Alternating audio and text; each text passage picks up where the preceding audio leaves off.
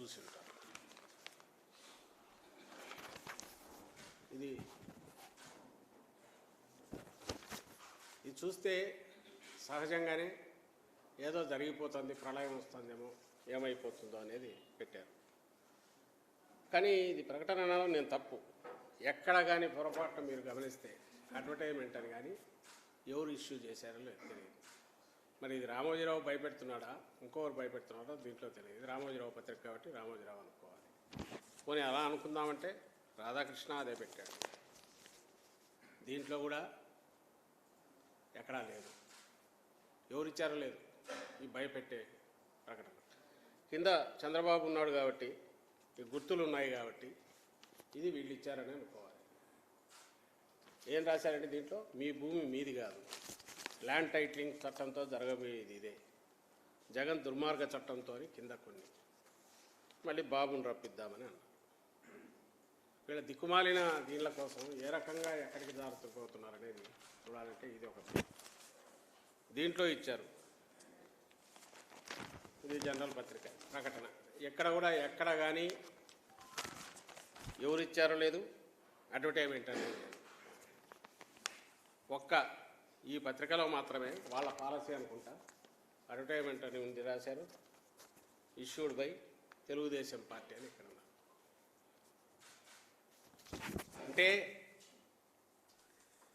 నేను దీంతోనే ఎందుకు మొదలు పెడుతున్నా అంటే, ఒకటి దీంట్లో ఉన్న కంటెంట్, వీళ్ళు మనుషుల పిశాచాల, రాక్షసులు కూడా కాదు, ప్రజల జీవితాలతో ఎందుకు ఆడుకోవాలనుకుంటున్నారు, ప్రజల జీవితాలతో, రాష్ట్ర ప్రజల జీవితాలతో ఏమాత్రం ఎంతో కొంత ఆస్తి ఉన్నా, స్థిరాస్తి ఉంటే వాళ్ళను భయపెట్టి భయభ్రాంతులను చేసి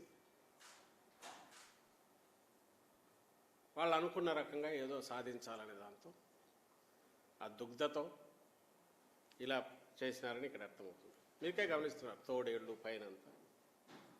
కిందేమో కూటమి అధికారంలోకి రాగానే ల్యాండ్ టైటిలింగ్ యాక్ట్ చట్టం రద్దు, కింద చంద్రబాబు ఫోటో. వీళ్లకు సిగ్గు శరము ఉంటే, వీళ్ళు నిజంగా ఇది ఒక రాజకీయ పార్టీ అయితే ఇదే పద్ధతి ప్రజల్లోకి వెళ్ళడం.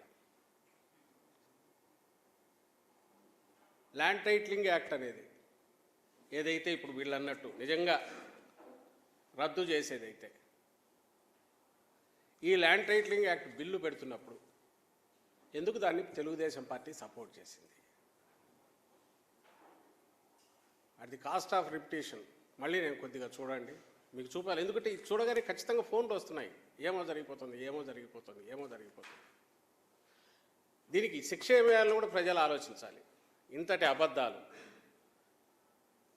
ఇంతటి పైశాచికత్వంతో అడ్డగోలుగా అబద్ధాలు, విష ప్రచారం, భయాందోళనకు గురి చేసి భయభ్రాంతులను చేసే దానికి దిగజారితే, అది కూడా మళ్ళీ ఒక అడ్వర్టైజ్మెంట్ అని రాసుకోవడం కూడా లేదు. ఇది నైతికంగా ఇంకో రకంగా అంత, అది చాలా పెద్ద మాట. వీ కాంట్ ఎక్స్పెక్ట్ ఇలాంటి దిగజారుడు బురదగుంటలో లేదా సెప్టిక్ ట్యాంక్లో పడి దొర్లుకునే చంద్రబాబు నాయుడు కానీ, ఆ ముఠా కానీ, వాళ్ళకి అంత అదేదో పెద్ద ఉదాత్తమైన మాటలో హితవు చెప్పడం అనేది పనికొచ్చేది కాదని దీనిని చూస్తే అర్థమవుతుంది. ఎందుకంటే వాడి ఆలోచనలే పిశాచాలకు వచ్చేటివి, ఆలోచనలే సెప్టిక్ ట్యాంక్లో బతికే జీవులకు వచ్చేవి. సివిలైజ్డ్ దీంట్లో ఉండేవైతే ఎవడన్నా ఇట్లా ఇస్తాడండి? మళ్ళీ ఇచ్చిన దాంట్లో మేము ఇచ్చామని చెప్పుకునే ఇది కూడా లేదు. ఎందుకంటే ప్రజలను మిస్లీడ్ చేయడమే